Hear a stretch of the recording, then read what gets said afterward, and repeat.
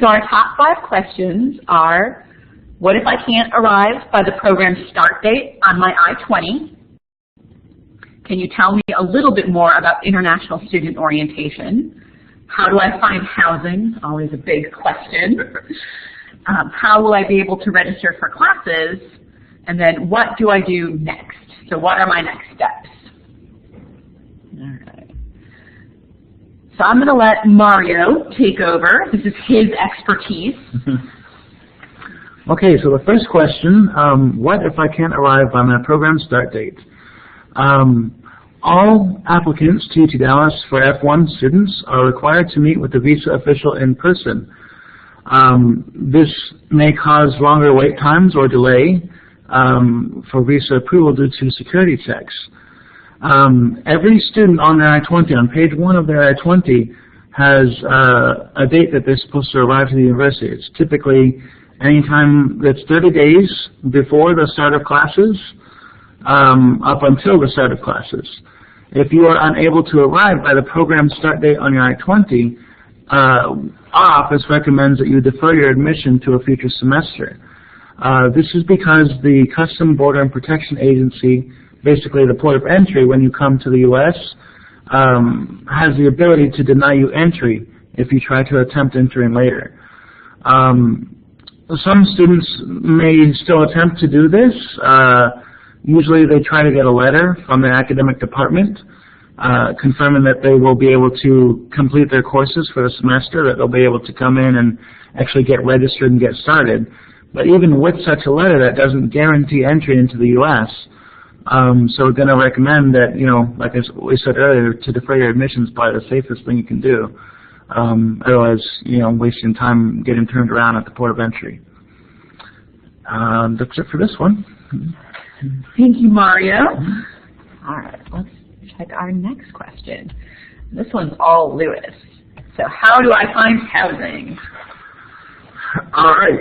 Thanks again, guys, for joining. Housing is one of the most exciting parts of coming to college. You get your own residence halls or apartments. And if you're a first-year student here, we'll be glad to house you in our state-of-the-art residence hall. And if you are a transfer student, you'll be able to take advantage of our apartment-style communities. You can find housing at utdallas.edu/housing. And if you're looking to apply for housing, you can apply at utdallas.edu/housing/apply. All right, that's going to be listed at the bottom of this slide, so you'll have it in the recording, but you'll also have it when I get it on the slide. We have on-campus housing. University Commons is our undergraduate facility that we offer for our first-year students. It is a residence hall commonly referred to as a dormitory, and this facility is furnished, okay? And in this facility, you will have a loftable bed, a desk, a chair, a dresser. You have exterior windows with many blinds. A lock is lockable with a key entry and wireless internet available. All utilities will be provided at no additional cost. And you'll be able to view our photos online on our housing website for this particular facility.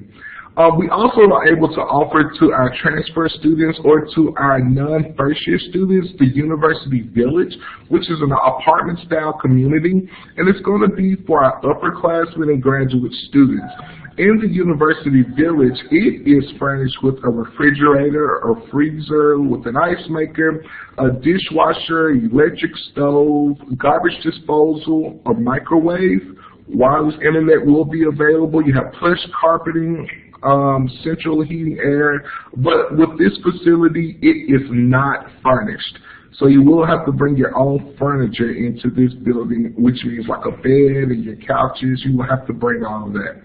All right, our final facility that we're able to offer here on campus is called Canyon Creek Heights, which is an apartment-style community as well for our upperclassmen and graduate students. Now, this particular facility is furnished, and it's furnished with a bed, a desk, a dresser, chair, sofa, table, and like all other apartments, you have a refrigerator, a freezer with an ice maker, a dishwasher, electric stove, a garbage disposal. It comes with a microwave, and of course central heating, air conditioning, wireless internet, a community-style washing dryer room, and all utilities are provided at no additional cost. So if you want to take advantage of any of these housing facilities, don't forget utdallas.edu/housing is where you can find all of this information.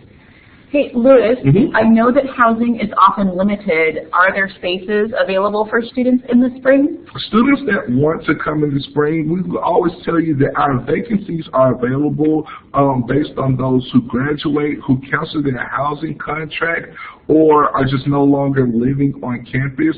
And at that point, we know our availability toward the end of November, early December. So we do encourage you to apply for housing. And at that point, at the end of November, we'll be able to tell you all that we have available. Awesome. So it sounds like there's some space. And I just wanted to mention, we do offer some temporary housing. So maybe if you just need a place to stay for a few days or 1 week, housing has offered a few spaces to students. And so there is a small charge for this, but it's much less than going to a hotel. Absolutely. And hopefully once you're in there, you're like, wow, these facilities are awesome. I want to hang out with Louis. And you can stay. So that's a great option for you. And you can contact Lewis's office housing to find out more about that temporary housing. Absolutely. Yes. All right, next question. Oh, I keep moving our screen. Okay. So I'm going to talk a little bit about off-campus housing, and if anybody has some additional things, feel free to add. A lot of students prefer to live off-campus, and we understand that. We just wanted to talk about some things to think about. So you want to think about how close is your apartment to campus and other places, of course, because you'll need to access stores, restaurants, entertainment. You'll want to look at the amenities. So like Louis was mentioning, their apartments come with refrigerators, microwaves, garbage disposal. Those are things to look at when you're looking at an apartment, because I know it might be different in other countries. Look at the other amenities of the actual apartment complex. So what is the safety regulations they have? Do they have a pool and a community center? A lot of apartments do have those on site. Same with a washer and dryer. All things you'll want to look at. And of course, the cost. That's always the biggest one. How much can you afford to pay? You also need to factor in other things like your furniture, utilities, your household goods like your kitchen and bathroom supplies. So you'll want to have to think about that when you're talking about the rent and other items. And do your research. So I posted a few websites on here. There's one website that's linked from the housing website. However, it's not affiliated with UT Dallas. And so these apartments are apartments that just offered some information that we could post. And so you'll be able to find out those apartments and how to research them. However, that's not the only apartments available, so you can look into others. We do have a bus route on campus that's completely free for all students and community members. You don't have to show ID or pay to ride it, and there are a lot of apartments along that route. So I've added the website for the bus route. You can find that route. I have a small picture of it there, but you can find a much bigger version on the website. This is a great place for you to start looking at apartments, especially if you don't have a car, because you'll be able to get to and from campus, and it goes by a lot of different places like Walmart, Target, so shops, restaurants. It makes it very convenient for students, so a lot of students choose to live on this route. We also have a housing webpage on the Intercultural Programs, which is my office website. And so it shows different resources on how to research. It also connects you with some cultural student organizations. Those students are going to know a lot about living off campus and living on campus. You can ask them really good questions. Sometimes they even offer temporary housing. Maybe somebody will let you stay in their apartment for a few days. So connect with one of those cultural organizations. Yes, like I said, they often assist you with that temporary housing. A lot of them have social media pages too where you can contact them. So what do you do once you find housing? Similar to living on campus, you have to submit an application, and sometimes you have to pay a deposit. Often a deposit will be twice the first month's rent, so another thing to think about for your budget. I also recommend that you read your lease very thoroughly. So you'll want to make sure you know when your move-in date is, how long your lease lasts. Is it 6 months or 1 year or even longer? What are the rules and regulations for things like pets, having guests, the amount of people who can live in your apartment? It's a very good idea to read this closely before you sign it. All right, go housing. So this one's my topic, international student orientation. I know students have a lot of questions about this, and this is something that I run with my team. So international student orientation is mandatory for all F1 and J1 students. The reason is because we give you a lot of information about your visa and what you need to do, all the requirements, and so it's very important for you to attend. If you are not on an F1 or J1 visa, maybe you're on H4 or B2, that's another visa type, so you can attend because it'll give you a lot of information. However, there won't be a hold on your account preventing you from registering until you attend. We do recommend that students who are on other visa types attend, because if you ever switch to F1, you'll need to go through international student orientation at that time, and by then you've already been a student, so you know a lot of the information, and that can be very frustrating. And so if you attend your first semester, it makes it a lot easier for you. You can register online, so we recommend you register early to secure the date that you want. So we have 2 dates for the upcoming semester. There's one in December and one in January, the week before classes start. And so just look at your schedule, think about your flight and when you're choosing to come to campus, and that's when you can register, or that's how you should register. Keep in mind, it is a $50 fee for international student orientation. You'll be charged if you attend. So if for some reason you don't attend international student orientation, even though you register, you won't get that charge on your account. You won't receive a confirmation when you register online. This is a huge question. We always get emails from students asking, I didn't receive an email. We will send a confirmation email 2 weeks before your scheduled orientation date, and additionally 2 days before your orientation date. That way you'll be able to have all the information, what time it starts, where you need to go. We also give you a temporary parking pass, so don't worry, you'll get that confirmation 2 weeks before. You do register online through OrgSync, which is a campus website, and so you'll need to make sure that you complete all the steps, and at the very end, you just click the finish button, and a little message will pop up saying that you have registered.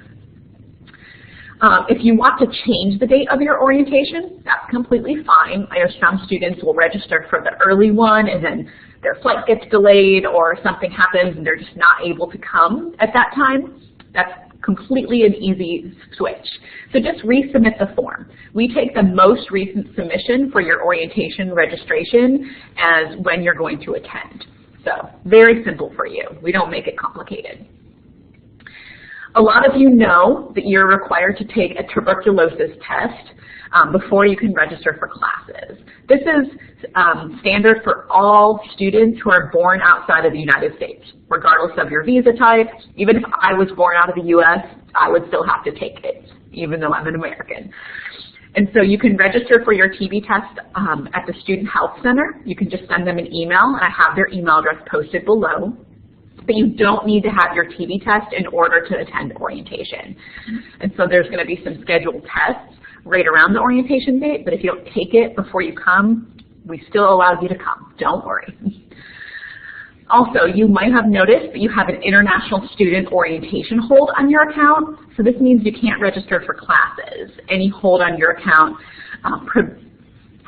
prohibits you, I'm losing my words today, from registering for classes. So this hold will be removed after you do 2 things. So you attend the international student orientation, and you complete the pre-arrival modules and e-learning. So e-learning is the same site that we're on now. And you should have received an email if you've already accepted your admission, and it will show you how to take those pre-arrival modules. So it's best if you take these before you arrive in the United States, hence the name, Prearrival Modules. The reason is because it gives you a lot of information about coming into the U.S., things that you need to make sure that you have, and what to expect right when you get here. All right. So I already talked a little bit about the pre-arrival modules. They are online videos, and so you can just put your headphones in and listen to those on your computer. Like I mentioned, once you accept your admission to UT Dallas, you'll get access to those. It takes about 2 weeks, 1 week, but it might take a little bit less time. And so those are through e-learning. You'll just log in with your NetID and password, and similar to this website, Google Chrome and Mozilla Firefox work the best. We have tested all of these. You'll see there's an organization that says Pre-Arrival Modules for International Students to 2017-2018 under your organizations. All you have to do is click that, and you'll be able to begin your modules. You'll also see a folder for additional resources. We posted some maps and lists, checklists, things like that will be able to give you some helpful information as you're planning your stay here at UT Dallas. We also have some discussion boards where you can just ask questions on a regular basis to current international students, and they'll be able to answer them, and hopefully you'll have all your questions answered, which is really helpful. So I mentioned this a little bit, class registration. I know that's the top of everyone's mind because that's the reason why you're coming to school. You can register for classes once all your holds are removed. And if you log into Galaxy, and you can connect to that through the UT Dallas website, you can click on Orion Student Center. And then you'll click on the link Holds, and this shows you all the holds on your account. So new students need to meet with their academic advisor as well prior to registering. If you don't know who your academic advisor is, that's fine. I have a website listed, utdallas.edu/advisors, and you'll be able to find the set of academic advisors for your major and department. And if you're still unsure, send an email to your academic department, and they'll direct you to the correct person. With your academic advisor, you'll be able to discuss deadlines, the requirements of classes, and they'll help you select those classes for your first semester and show you how to do that online. Some students might have an academic orientation. So this is an orientation specifically for your department. This is when you'll meet your academic advisor. So, for example, JSOM may have sent you an email, if you're in JSOM, telling you the date of your academic orientation. If you haven't gotten a message about it, you can send an email to your department and they'll let you know if there is an orientation and when you'll need to attend that. So, all UT Dallas staff are very helpful. Some things you can do to prepare for class registration is take a look at the academic program websites. So this is from utdallas.edu/academics.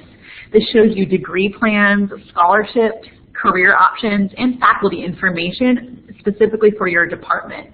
So a lot of students like to use this just to kind of get an understanding of what they'll be doing when they're participating. And another website that's very popular and extremely helpful is Coursebook. So it's coursebook.utdallas.edu. Coursebook will show you information about a specific class. You can look at the syllabi for your class, what textbooks are required, and any information about the instructor, like you can look at their CV or resume. It also allows you to search for classes by the name, the term, section number, and so you can get all the correct information. And you'll see in the picture I have an item circled. You'll also see the fill level of a class. So this helps you prepare your schedule a little bit and kind of figure out what classes you can register for. So it will show you if there's openings for the class and whether or not you'll still be able to register, so how full that class is. It's helpful to have a few backup options because class might fill up before you can register for it. You might not get your most ideal class schedule your first semester, but don't worry, there are classes available. UT Dallas would not have accepted you unless there are classes for you. So like I said, you might not get your most ideal class schedule this first semester. You might have one of those 8 a.m. or Saturday classes, but everybody has to go through it once. All right. All right, well, I'm going to open the chat box for everyone to ask questions. And so you'll see that you can chat in the bottom left corner of the screen. There is a chat box. So go ahead and type your questions. Mario and Lewis and I will be happy to answer anything that you have. But yeah, we'll wait a little bit. I know sometimes it takes a little bit of time for you to type those questions or think of what you want to ask.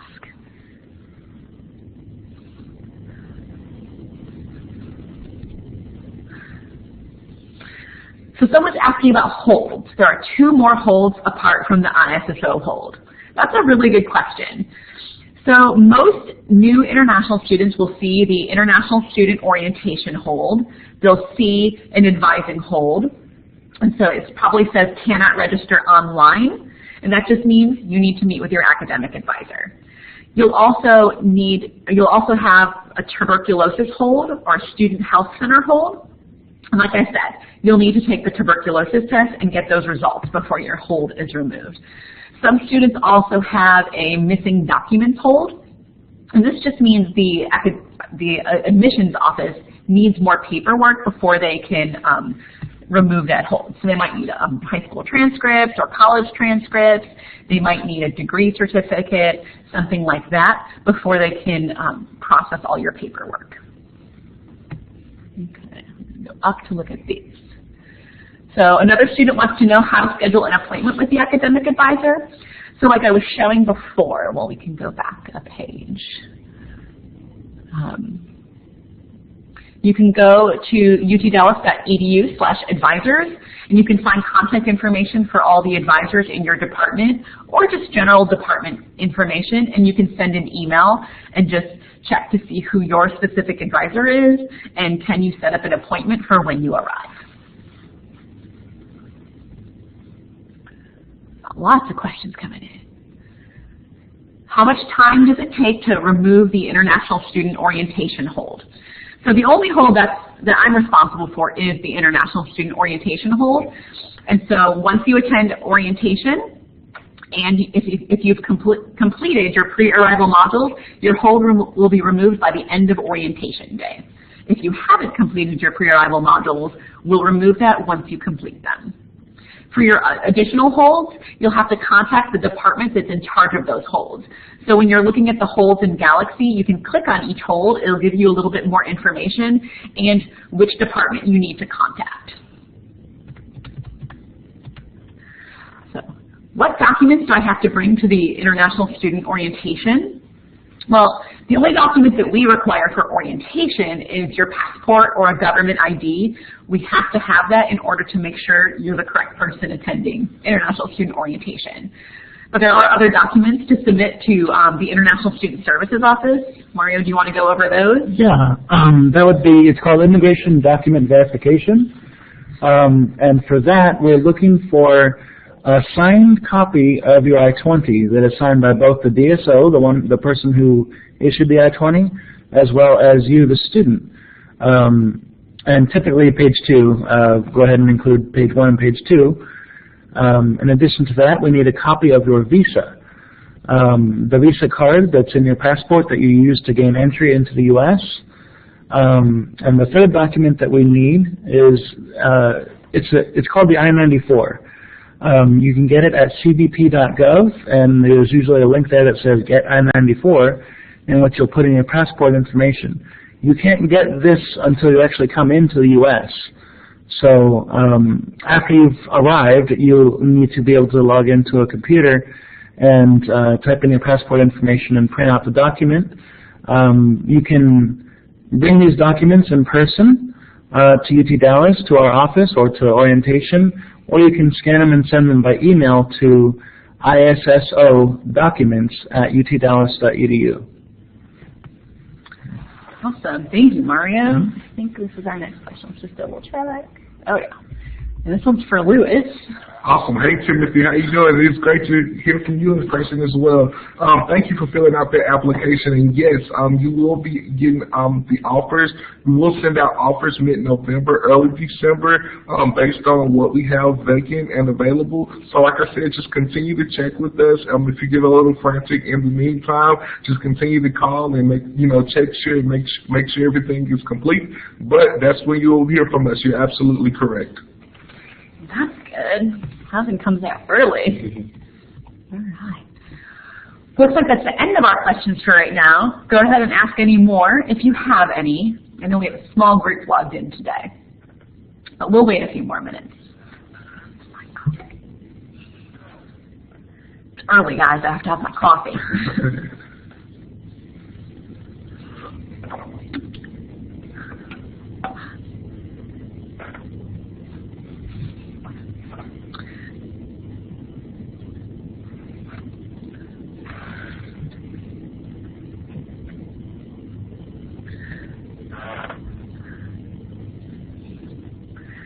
Don't worry if you need to take time.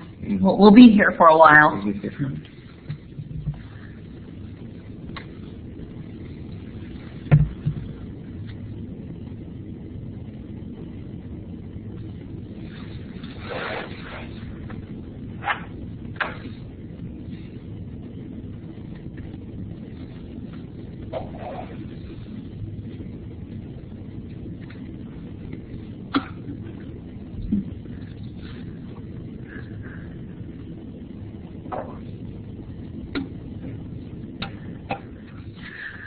So we have another question about class registration.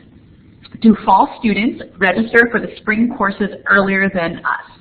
So earlier than those coming for the spring 2018 semester. And that's correct. The fall students are able to register in the middle of this semester. You can find the registration times on the academic calendar. I can't remember them all. So therefore, you can't register until after the fall students register. So that's why some of the courses do fill up. Like I mentioned, you might not get your most ideal class schedule. The classes will be available. However, next semester, you'll be one of those first people to be able to register, assuming there are no holds on your account, because regardless of which semester you're in, a hold will prevent you from registering for classes.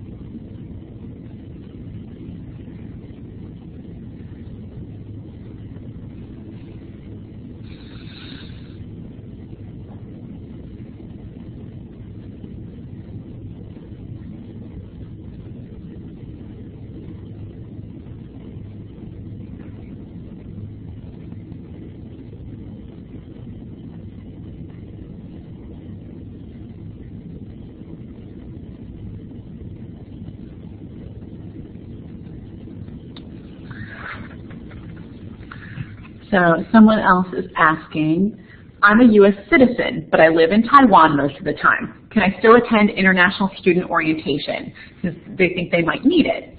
And yes, absolutely. We've had several students in that same situation. So maybe they were born in the U.S., but they, like you said, you've lived in Taiwan for most of your life. And international student orientation will be very helpful for you. You won't currently have a hold on your account for international student orientation because you're not an F1 or J1 visa, but please go ahead and attend. You will be charged $50 as well, just because that's the fee that we need. However, we welcome all students to attend. Like I said, it gives you a lot of information about living in the United States, what the culture is here. They'll talk to you a little bit about different resources here at UT Dallas. When we're talking about visa information, you can ignore most of it because it doesn't apply to you. However, it is a very important thing to attend. And you can register for that the same way. And so I think I put the link up here. Let me check. Oh, that's housing. Let's just double check.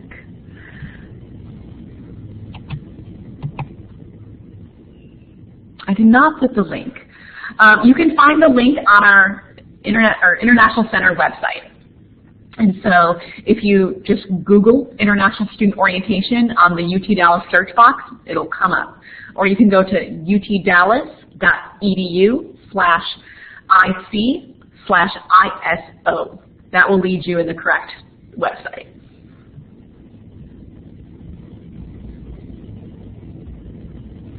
Okay.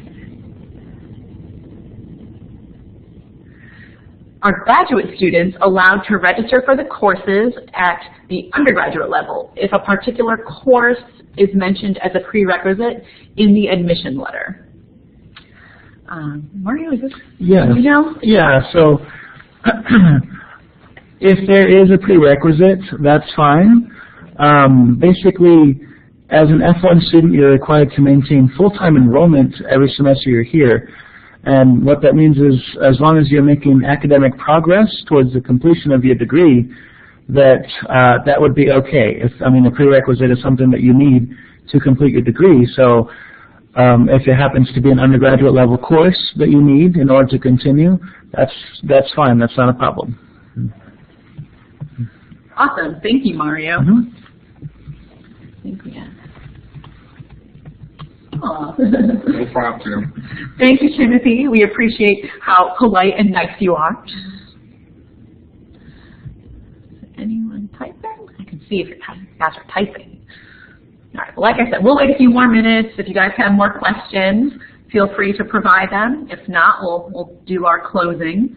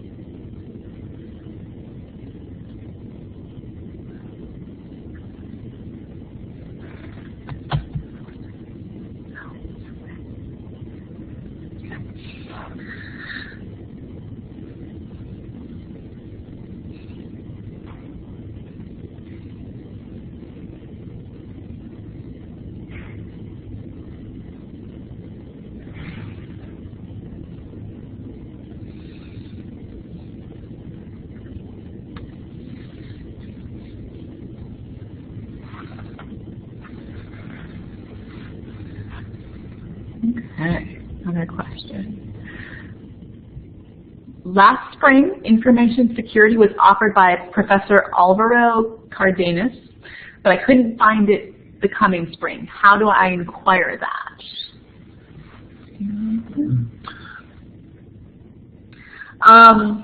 Course schedule. Okay, yeah. I think the best thing to do would be to talk to your academic advisor, and they'll be able to provide you either with that information or provide you the person to give you that information. You can also look in the course catalog. So I showed you guys course book, and that's a good place to search for class information. So you'll be able to see most likely what you're looking for.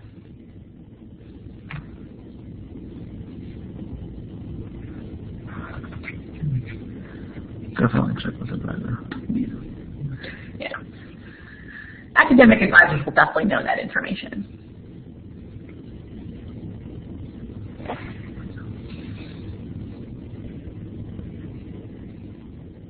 You're welcome.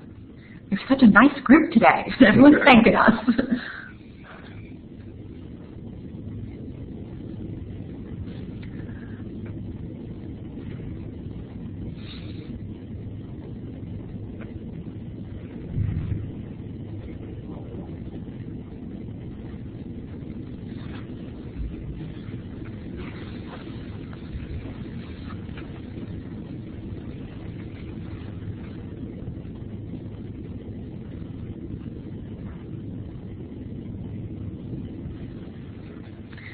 Someone else is asking if the three of us will be present at International Student Orientation. And truly that depends. I will definitely be at International Student Orientation as I'm one of the organizers and I always present. We typically invite someone from the International Student Services Office, and so it might be Mario or it could be another advisor. And this is great because that gives you a chance to meet a lot of people in the office. And we will, I believe for this semester, I'll need to double check, but we'll probably have a housing representative. Again, it might be Lewis, it might be someone else, and this way you'll be able to ask some questions about university housing and what the availability is, and so it's nice to be able to connect with one of the people in these offices. We also invite the advising department, or not, I'm sorry, not the advising, I keep making that mistake, the admissions department. So if you have documents that you need to submit to admissions, you can do that during the International Student Orientation. And we also invite someone from the Student Health Center.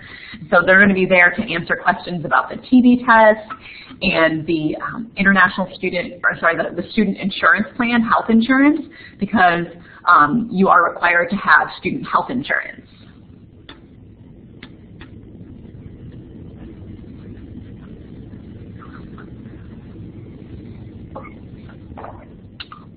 What are the chances of scholarships for the spring semester, and how long does it take for the scholarship decisions? Do you know information about scholarships? Sure. There's actually not a whole lot of information that comes through this office regarding scholarships, but there's two places you're definitely going to want to check with. One is going to be the admissions office where you first applied. They should have information, particularly for undergraduates, but you can ask as a graduate as well. And if not, they can also direct that kind of question towards the financial aid office here on campus. But definitely you're going to want to check also with your academic department. They're the ones who are going to be having assistantships and may know of other opportunities specific to your particular degree. So you're going to want to check at all those places to kind of get a feel for what scholarship opportunities are available out there. And if you have questions about when those decisions are made, whichever department or organization is providing that scholarship, it's a good idea to contact them. Most likely their contact information will be on the application for it. Also, and this will be in our next webinar about paying your tuition and fees, but scholarships are credited directly to your account, and so you're not just going to get a check for the scholarship money, but they go to towards your tuition and fees directly, and so that's nice because that will help pay for your tuition and fees.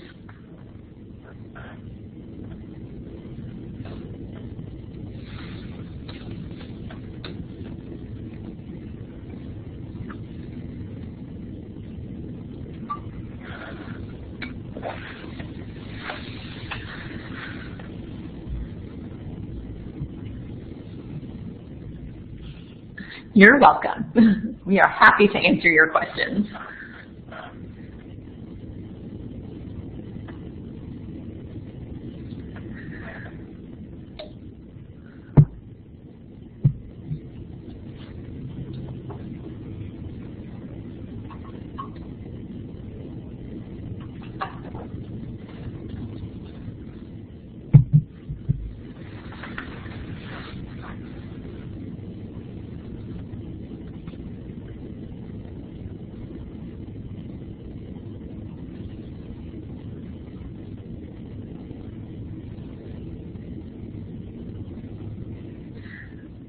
And we'll wait about 5 more minutes for you guys to ask questions, and then we can go throughout our closing slides.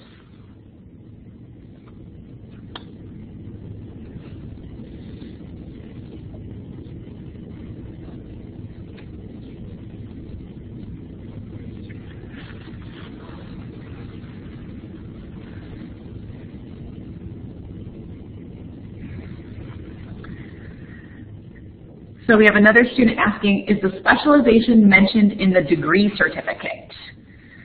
And I believe this is a question to ask to the admissions office. I don't know much about degree certificates specifically, and those are things that you typically have to turn in to the admissions office when you're enrolling. For your degree certificate when you graduate UT Dallas, that's a great question to ask your academic department. They're the ones who would be issuing that information to the graduation department. It'll definitely have it. It'll definitely have the program information. Yes. I'm not sure how much further into the program specialization it might show.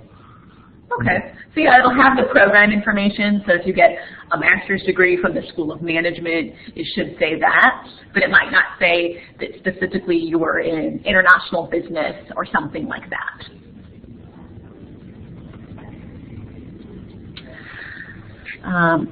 Okay, another question about the temporary housing and what's the website? The best thing to do is to email the housing department, and I have housing's contact information right here.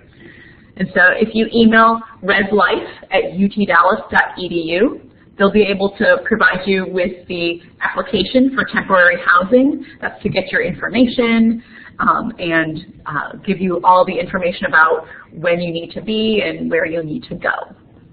You can also find information, if you can't find or get information from the email, I would take a look at the housing website, and that's going to be super helpful for you. Absolutely. Timothy, if you are looking to take advantage of that temporary housing, then you could just simply email me and let me know that you're actually wanting that, and we'll follow up with the steps. But if it's anybody who's needing the temporary housing, definitely reslife@utdallas.edu. Yes.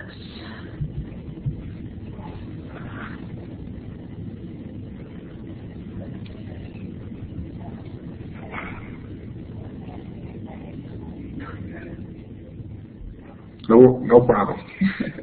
Again, we have a polite group today. I love it.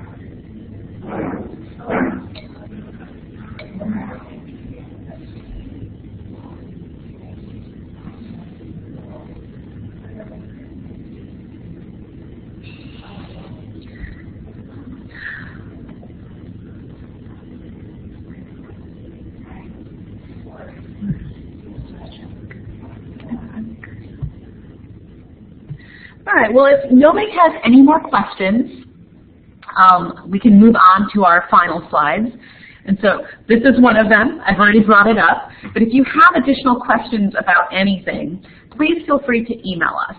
So my department's email address, you'll see it listed there, isssoprograms@utdallas.edu. You might also see online or get an email, and it's listed as icprograms@utdallas.edu. You can email either one of them. They'll both come to us because it's kind of a joint email address. And then for Mario, the International Student Services Office, his email address is isssoprospective@utdallas.edu. And so this is if you have questions about your visa or immigration, documents that go along with that, anything else. And even if you send the wrong question to the wrong email address, don't worry. We will always give you the correct people to contact. And then Lewis's email address, like we mentioned. Absolutely. It's going to be reslife@utdallas.edu, and whatever question you have, it would definitely get forwarded in the right direction so that it would get answered. Yes. Get those housing questions answered. All right. Well, we want to thank you for joining us. If you want to provide any feedback for the webinar, you can go ahead and leave that in the chat, and then we'll be able to use that to improve our future webinars and services to students. We really appreciate student feedback.